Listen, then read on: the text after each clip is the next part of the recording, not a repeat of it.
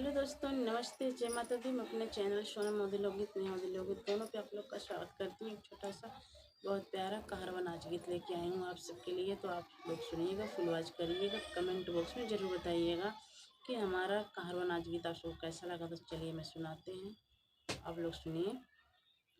और मियाँ पति पत्नी का लव जोक कहरवा नाच गीत है। हमारे गाँव नाली के बहकाया पिया, हमारे गाँव नाली के बहकाया पिया, बहकाया पिया, बहकाया पिया, हमारे गाँव नाली के बहकाया पिया, हमारे गाँव नाली के बहकाया पिया।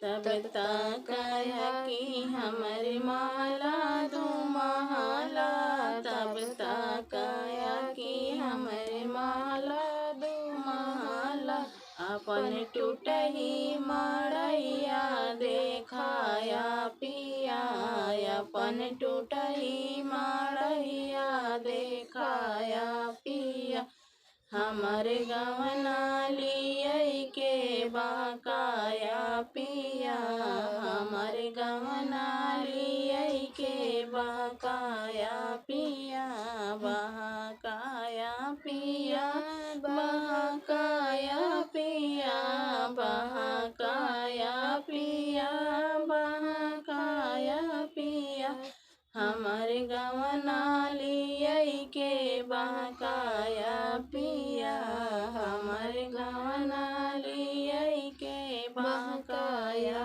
पिया।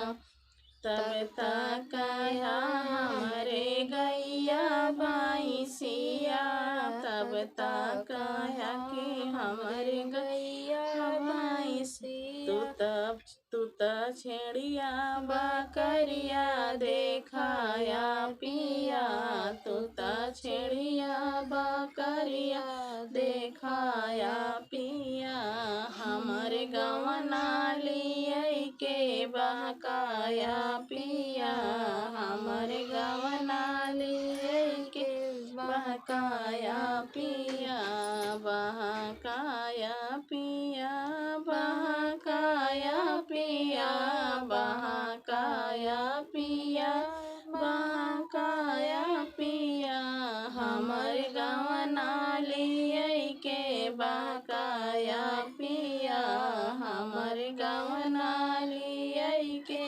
बहकाया पिया।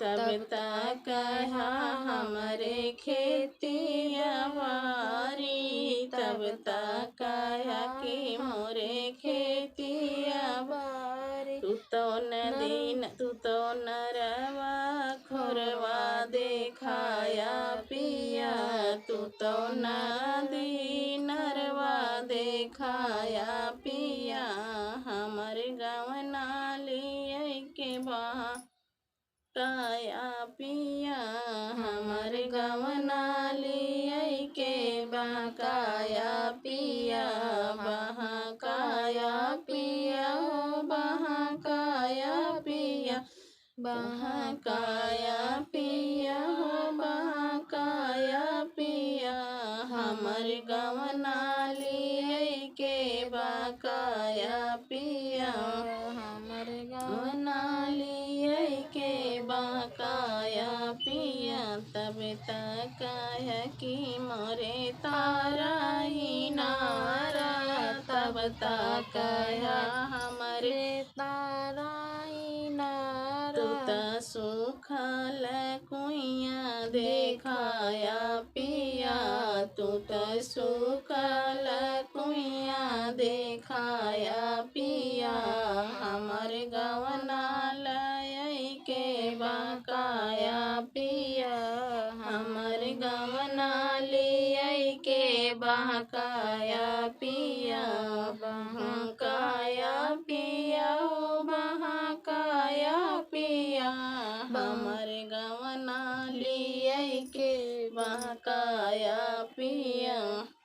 तब तकाया कि हमरे गद्दा गलई चा तब तकाया कि मोरे गद्दा गलई तू तो फटही चादरिया देखाया पिया तू तो फटही चादरिया देखाया पिया हमर गवना लिय के बहकाया पिया हमर गवना लिय के बहकाया पिया।